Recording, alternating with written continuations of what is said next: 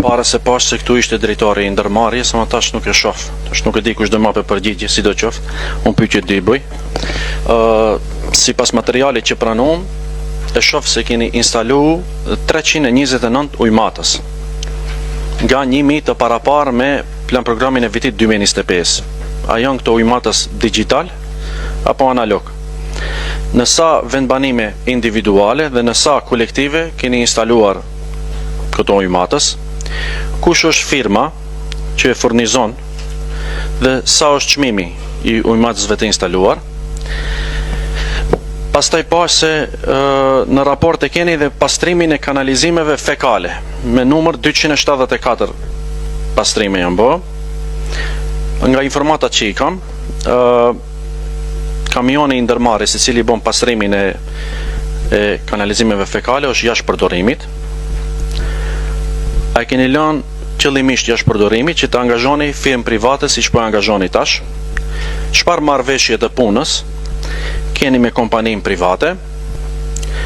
A është të vërtet se kompania private shfrytëzon edhe të punësuarit e NPK-sharit edhe naftën e NPK-sharit? Edhe për fund, për shof edhe kryetari i komunës Shkuj, kisha një pyetje edhe për atë, a përgatiteni për dhënie me koncesion të ujësjellësit të Tetovës?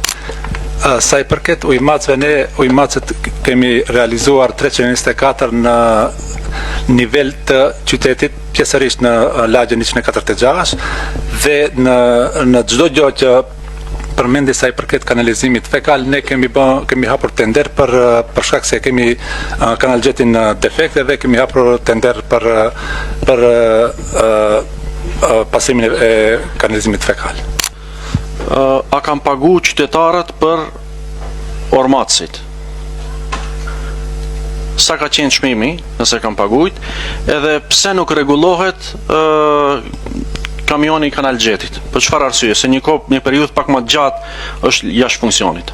Përgjigjem për pyetjen që tha për ujmatësit. Ujmatësit janë të cilët kanë ngelur prej vitit 2014, ku ka pas gjithsej diku te 10.000 ujmatës, por vetëm 6.000 kanë qenë të instaluara, prej tyre 3.700 janë vjedhur dhe 300 të cilët kanë ngelur aty i kena instaluar te lagja 146, janë ujmatës të cilët kanë ngelur prej kohës kaluar.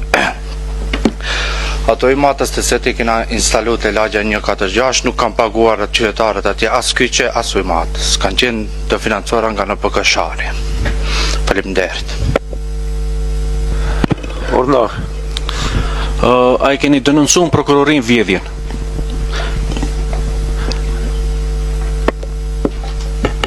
Jo, nuk e kena denoncuar. Pasi nuk ka qenë në periudhën kur kam qenë unë, janë vjedhur para 4 viteve ato. Kjo është vepër penale, ju si udhëheqës se keni detyrim, domethënë keqpërdorime që ndodhin ndërmarrjen tuaj, ju duhet t'i denonconi.